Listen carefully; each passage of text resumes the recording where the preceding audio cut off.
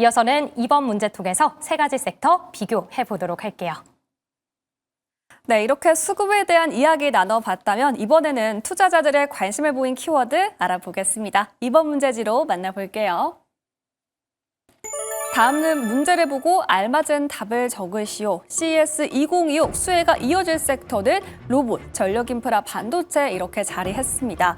네, 6일부터 개최되는 CES 2026을 앞두고 기대감이 지속되고 있습니다. 이를 두고 섹터 랠리가 나타나고 있는데요. 하나씩 살펴보도록 할게요.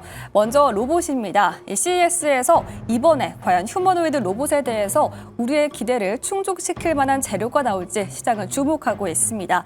현대차 그룹은 이곳에서 휴머노이드 로봇을 처음으로 선보인다라고 밝혔고요. 또 삼성과 LG도 티저를 공개하면서 기대를 모으고 있는데요. 이렇듯 이를 두고 로봇의 랠리가 나타나고 있습니다.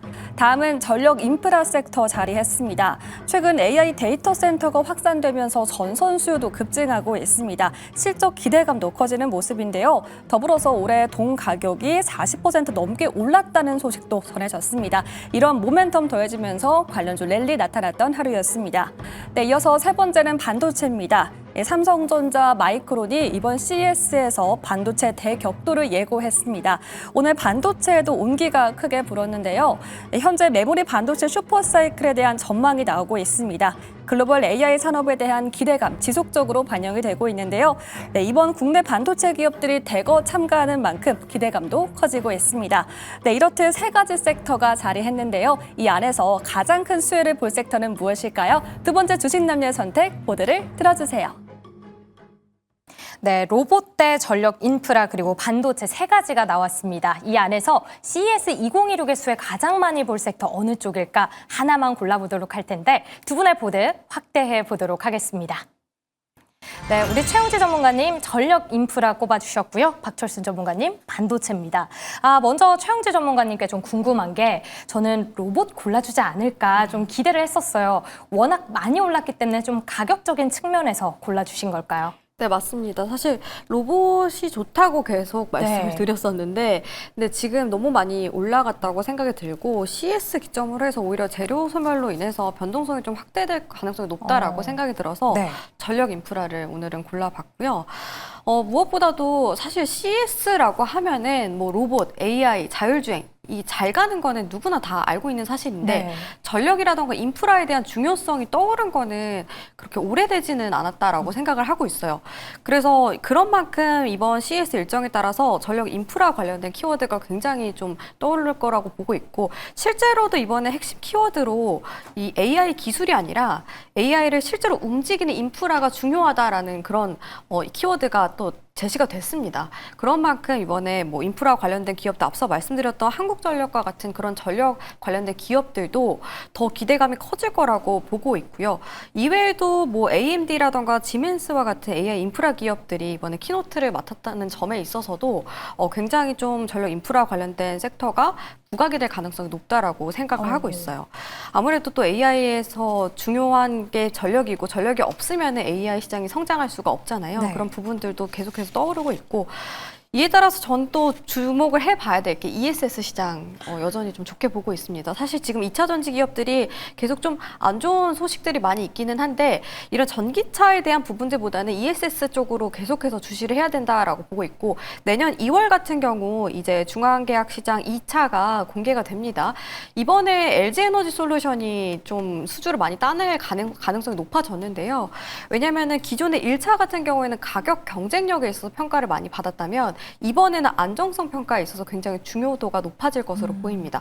LG 에너지 솔루션이 안전성에 있어서 굉장히 좀 기술력이 많이 있고 또 뭐 갖고 있는 그런 부분들이 많이 있기 때문에 LG 에너지 솔루션이 이번에는 좀 수주를 많이 따낼 가능성이 높아요. 그래서 여전히 저는 ESS 모멘텀에 따라서 LG 에너지 솔루션 좀 주시를 해봐야 된다라고 생각을 하고 있고 1차 같은 경우에는 삼성 SDI가 수주를 많이 따냈었는데 삼성 SDI도 좀 슬금슬금 움직여주지 않을까 있다라고 생각을 하고 있어요. 그래서 이번에 CES 기점으로 해서 뭐 전력 인프라 기업들을 비롯해서 뭐 ESS 기업들까지도 꾸준히 좀 본다면은 단기적인 모멘텀이라던가 전 장기적인 관점에서도 여전히 좋은 점들이 많아 보인다라고도 설명드리고 싶습니다. 네, CES도 있지만 최근에 구리 가격을 보면 사상 최고가 랠리 보이고 있는데 이게 좀 두 가지로 해석이 나뉘더라고요. 원가 상승 때문에 압박받을 거다, 아니면 실적적으로 더 좋아질 거다. 이렇게 좀 두 가지로 나뉘더라고요. 우리 대표님 생각은 좀 어떨까요? 사실 뭐 단기적으로 봤을 때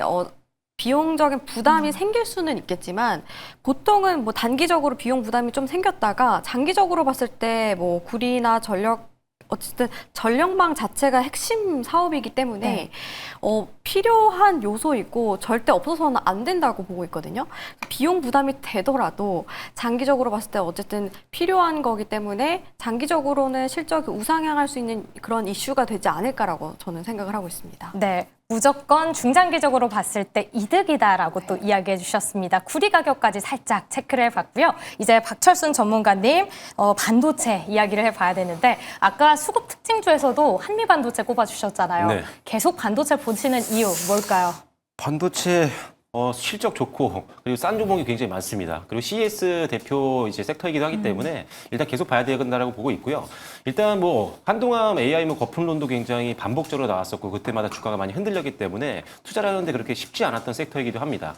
그리고 이제 뭐 브로드컴이라든지 오라클과 같은 기업들 실적 발표 이후에 수익성 악화에 대한 뭐 그런 루머들, 그 다음에 또 투자 지연 소식들 뭐 이런 것들이 나오면서 주가가 좀 흔들렸었지만 오히려 이제 증시 풍향기 역할을 하고 있죠. 일단 마이크론 실적 발표 이후에 투심이 상당히 강화되는 그런 모습들이 나왔었잖아요. 이미 뭐 1분기 실적도 잘 나왔지만 2분기 사측의 이 전망치도 예상치를 훨씬 더 뛰어넘는 전망치를 내세우면서 역시나 특히나 메모리 반도체 쪽은 너무나도 호황이다라는 것들을 다시 한번 확인할 수가 있었습니다. 그러다 보니까 마이크론 실적 발표 이후에 우리나라 삼성전자라든지 SK 하이닉스에 대한 실적 기대감이 더욱더 높아지고 있는 상황이라고 보시면 될 것 같고요. 그리고 두 번째로 이제 가장 지금 제가 주목하고 있는 부분들은 이 가격 급증 현상입니다.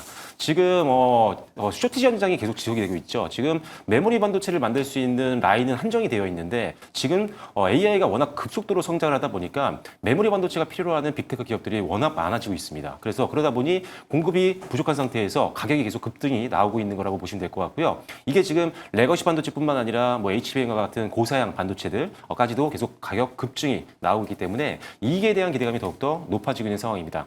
조금 더 구체적으로 말씀을 드리면 일단 HBM3 12단 같은 경우가 보통 개당 이제 한 $300 선에서 거래가 됐었는데 최근에 보니까 한 $500 선을 넘어갔더라고요. 이 가격이면 보통 우리가 지금 신제품으로 지금 예상을 하고 있는 HBM4 가격까지 올라간 거거든요. 거의. 그럴 만큼 지금 HBM3 12단도 엄청나게 가격이 올라가고 있는 상황이고 HBM3 8단 같은 경우도 가격이 최근에 갑자기 올라가고 있는데 그 이유를 좀 보자면 지금 미국이 중국과 좀 분쟁을 했었는데 미국이 이제 H200 같은 경우 엔비디아 이 칩을 수출할 수 있게 허가를 해줬거든요. 근데 여기에 들어가는 게 바로 HBM3 8단입니다. 그러다 보니까 다시 한번 수요가 늘어나면서 가격이 또 올라가는 굉장히 어떻게 보면 HBM4라는 신제품을 앞두고 구제품의 가격이 올라가는 굉장히 특이한 현상들이 벌어질 정도로 지금 엄청나게 지금 쇼티지가 강화되고 있는 상황이다. 그래서 결과적으로는 메모리 반도체 관련된 기업들은 계속적으로 실적이 좋아질 가능성이 높다라고 보시면 될 것 같고요.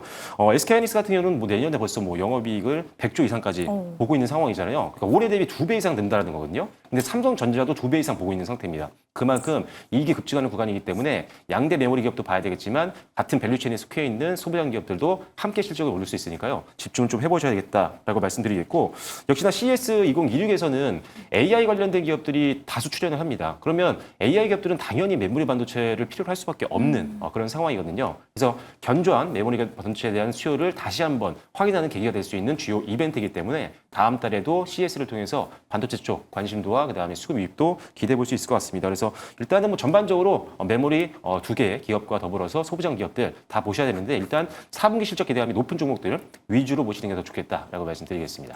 네, CES라는 이슈 그리고 업황까지 맞물리면서 내년까지도 기대되는 반도체에 꼽아주셨습니다. 관련된 종목들까지 미리 좀 공부해 두시면 더욱더 큰 수익까지 저희가 기대를 해볼 수 있지 않을까 싶습니다.